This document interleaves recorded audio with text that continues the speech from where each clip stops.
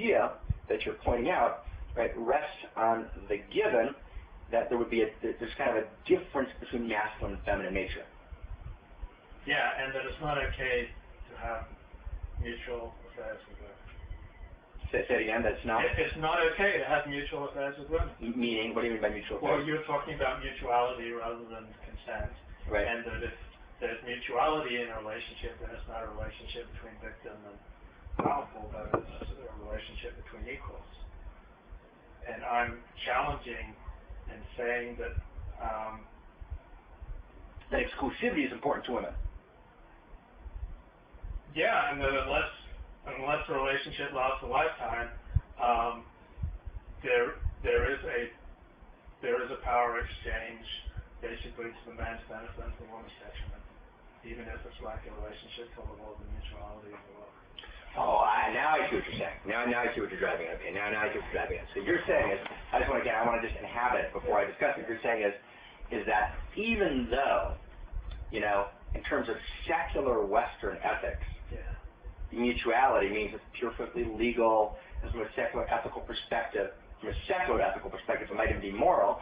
You're saying nonetheless, you're trying to make a deep point here, nonetheless, there's something essential about the difference in the masculine and the feminine, which means that the masculine's very expansive nature is by itself a violation of some part of the feminine. If the relationship doesn't last a lifetime. The relationship doesn't last a lifetime. So I have to ask you the obvious question here. So that's a very powerful statement, right? I have a very, very close friend, Dalit, who would completely agree with you. Completely agree with you. And I think, by the way, the position you're expressing actually expresses the classical Orthodox Jewish position in relationship very beautifully. Yeah. Right? And I want to also kind of say clearly, there's a huge part of me that fully agrees with you.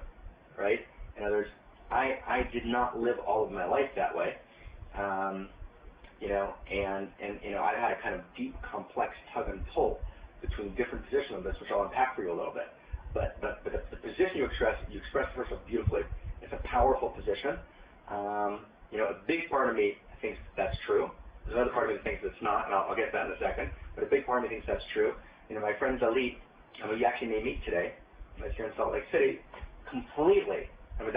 She completely believes in that position. She actually views as her life goal to open an entire set of women's blogs to teach that position, right? And by the way, she's the person that was falsely announced that I was marrying. We're very good friends, right? But I think your friend seems to announce marriages and information which have little relation to reality, but that's a problem. But what can you do? But anyway, but Dalit's fantastic. I hope you'll get to meet her today. So let's talk about that for a second. So first, it's very clear to both of us that a good feminist is going to disagree with that position.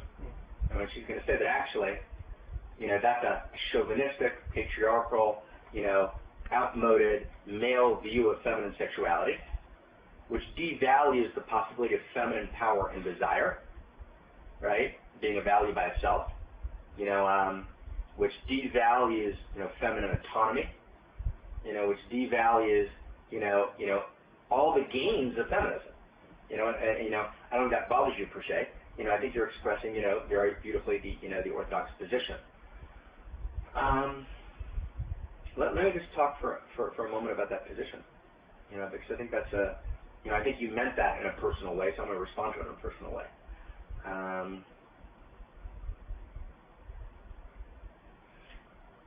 One of my greatest life desires,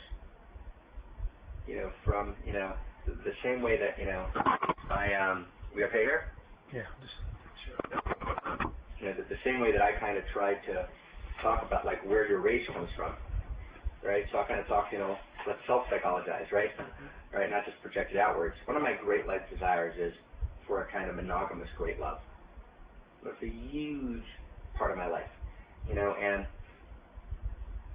spent actually a lot of the last, couple of years kind of looking at that.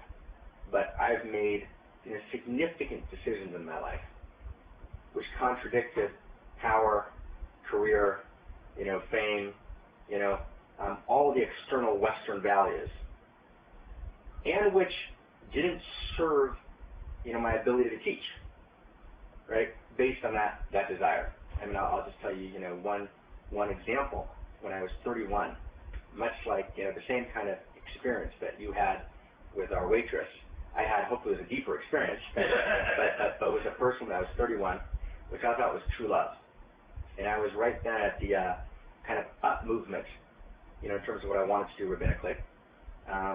This is a woman, this is an example of one of the stories out there. This whole large story, had an affair, no affair, nothing like that, but I had a deep love involvement with this woman who was a singer, right, who lived in central Israel. And, it turned out that she was more in love with love. I thought I was in love with her, but I was also probably in love with love. Yeah. Right? I mean, then I was so convinced that this was like the, but the desire for that, I was willing to give up my rabbinic teaching at that time. I was willing to give up, an enormous amount. Everything almost. Right? Everything almost. Right? For that, great love. I think we never even kissed. I think we just hugged. And that was about as far as it got. Her father, plugged into, I used to say jokingly that there's an organization around called PAG, Parents Against Gafni.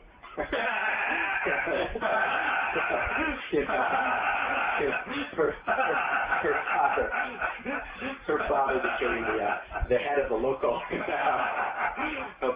PAG chapter, and did everything he could successfully trying to break up the fulfillment of that relationship, But I remember deeply that just this deep, and I kind of felt like that it was more important than anything else in the world. That was so important, and that it was for its own sake. And what was so seductive to me about it was that it didn't gain me anything in the world. Right? It Lost you everything. Lost you everything. You have to give up everything. Everything for this love. Everything for this love. Rabbinic position. Ability to write books. I mean, everything that was valuable to me, you have to give up for it. Now, of course, it didn't work too well, Luke. I gave up everything for it, and then she didn't appear, because the PAG chapter kind of, overrode it, but and I was devastated. I was devastated. I was completely devastated. I'll actually tell you something which, I only once in my life worked out, like, intensely. That kind of male thing, I'm going to work out every day, Tom Cruise, So that's how actually health clubs make money, because we always sign up and never go. But I had like 4 months where I went, and those 4 months were after this thing fell apart. I was 31, and the only way I just would go 5 times a week. And I was living in a little place called Kiryat Ono near Bar-Ilan University in Israel. And I was like the littlest guy in the gym. I was ruining it. And I would like do my, pumping it up and down just because it was the only way I could survive. And then about 6-7 weeks later, she got engaged to someone else. The last thing she said to me was, "I'll always love you." and I remember the day she got married. I mean, I was just screaming tears. Little Gafni trying to pump iron. In this it wasn't a health club, it was like a gym. And oh my God. And so being the great love, has always been really important to me. And the great love is monogamous. I mean, the great love that you've described is monogamous. Yeah. And I have not succeeded to this point in my life in accomplishing that. And that great desire, you remember Herman Hesse's book, Narcissus and Goldman? Outside of that. Yeah. It's more about sexuality, but that kind of split in me, that kind of deep desire to have this great love, and the feeling that somehow that was the most holy thing in the world, drove a lot of my life. And of course we can psychologize it, and I don't like reducing things to psychologization. I don't like reducing you or me to psychologization. I think we're more complex than that, but that's clearly driven a lot of my life.